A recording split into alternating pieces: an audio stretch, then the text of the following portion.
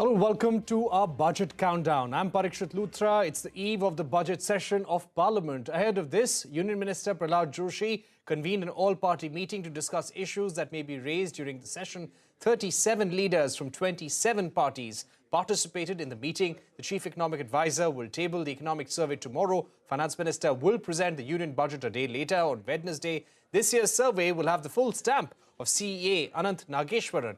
He had taken charge just a day before last year's survey, which was mainly penned by the current member of the Economic Advisory Council, Sanjeev Sanyal. It will also be the first detailed commentary on the economy by North Bloc since the war in Ukraine began. Sapna Das is here with the hits and misses of the previous economic survey.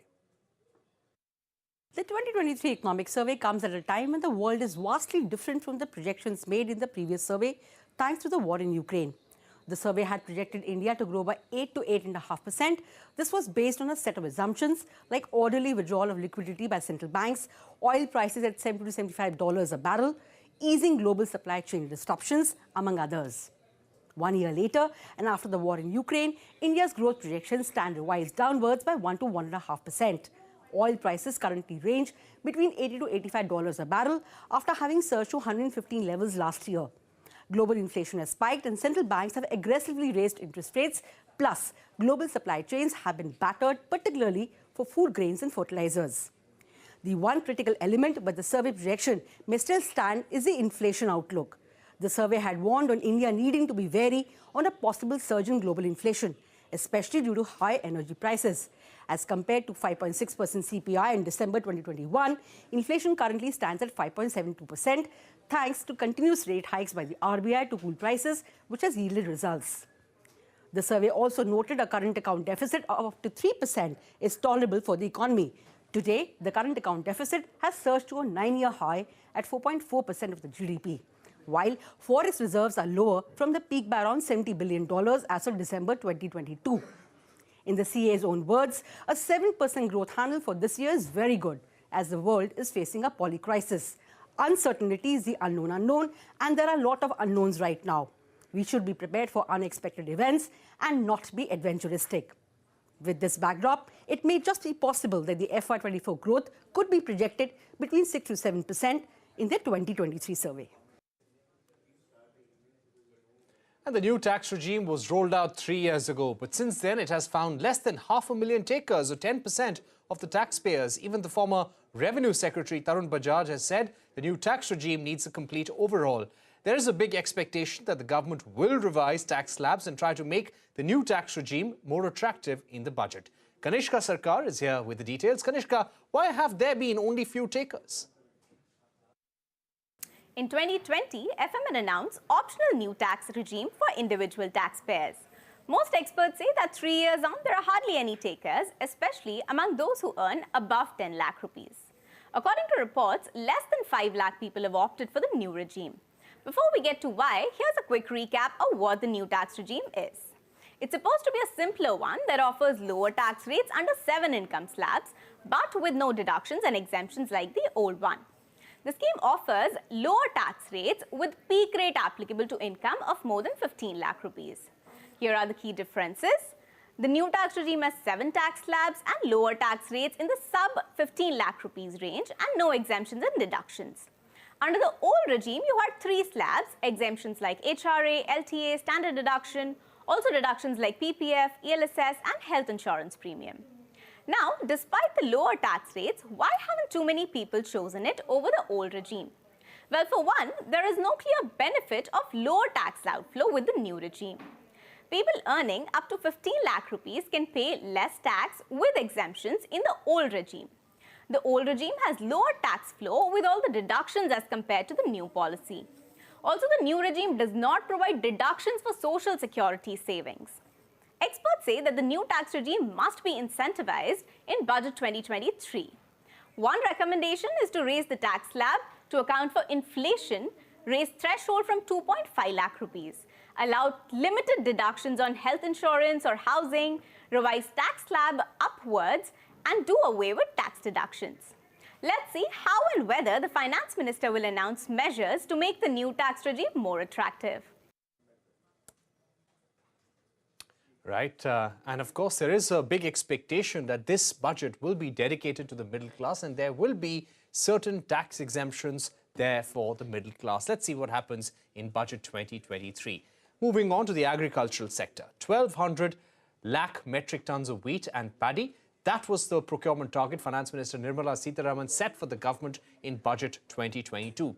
The plan, estimated to cost the exchequer over 2 lakh crore rupees, was to benefit 163 lakh farmers. CNBC-TV18 Santya Gora reports that a little over 70% of this procurement target has been met so far.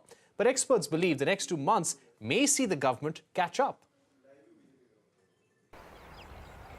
India's wheat production took a bit of a hit in 2022 and came in below early estimates, mainly because of a heat wave that swept through key wheat farming regions of Punjab, Western UP and Haryana. Farmers in Madhya Pradesh say they escaped mainly because of an early harvest. This lower than expected production, along with high export prices due to the global shortage fueled by Russia's invasion of Ukraine, threw India's wheat farmers a lifeline. But this meant that farmers chose to not sell to the government, whose minimum support price of 2015 rupees per quintal was lower than market prices. बाजार में भी तेज भाव चल रही है तो बाजार में ही देंगे ज्यादातर किसान जहाँ तेज भाव मिलेगा वहीं पर देंगे भाव नहीं रहा तो कहाँ से खरीदेंगे अब जाके व्यापारी खरीद रहे हैं. In 2021-22, against production of 109 million metric tons of wheat, the government procured 43.3 million metric tons. But in 22-23, against a production of 105 million metric tons, the government managed to procure just 18.7 million metric tons as of January. Since then, in an effort to ensure enough wheat for domestic consumption and rein in prices for the Indian consumer, the government has banned the export of wheat and wheat flour. The government also temporarily banned the export of broken rice and imposed 20% export duty on non-basmati rice to ensure domestic supply. This also meant that paddy procurement by the government has been better. Paddy farmers in Maharashtra's Paint say many of them opted to sell to the government at the MSP of 2,040 rupees per quintal since it was higher than private prices. Government का जो भाव है 2040 quintal प्रति quintal है, लेकिन हम लोग अगर प्राइवेट में जाएंगे तो 1400 1500 ज़्यादा से ज़्यादा 1800 दे देंगे, तो हम लोग गवर्नमेंट को देते हैं. प्राइवेट में जैसे रेट कम मिल रहा है इसलिए मैं गवर्नमेंट में बेचता हूँ. प्राइवेट में 15 रुपये केजी से भाव मिल रहा है और 20 रुपये केजी से गवर्नमेंट दे रहा है, तो हम उसके पास गया है और उसको दे दिया, गवर्नमेंट को दे दिया. So against production of 166 million metric tons in 2022-23, the government has procured 67 million metric tons as of January 2023. But this is still lower than 2021-22 numbers, where against a production of 179 million metric tons, the government procured 86.6 million metric tons. In all, the government has spent around 87,250 crores on wheat and 1.36 lakh crores on paddy so far in FY23. But while the expenditure target in Budget 2022 has been largely met, total quantity has been just 857 lakh tons against a stated target of 1,208 lakh tons.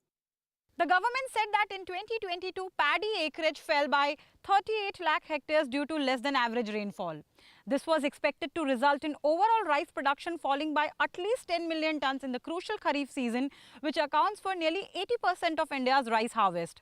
This would mean that the government would miss its rice procurement target for the year, a problem given falling rice stock in government granaries and increased demand from the government's free rice and grain scheme that has been extended multiple times since the pandemic hit.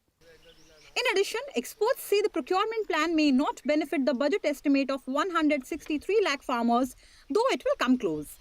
If we look at the Rabi season and the Kharif season for both wheat and paddy, we see that about 91 lakh farmers have already benefited from the procurement.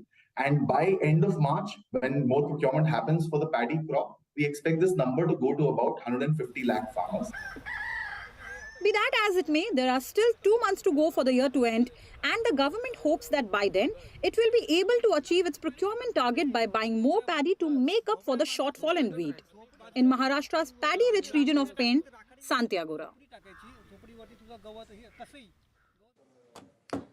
All right, on that note, let's take a short break. But coming up, a study reveals that senior executives across India can expect an average salary increase of 9% in 2023. More on that when we're back.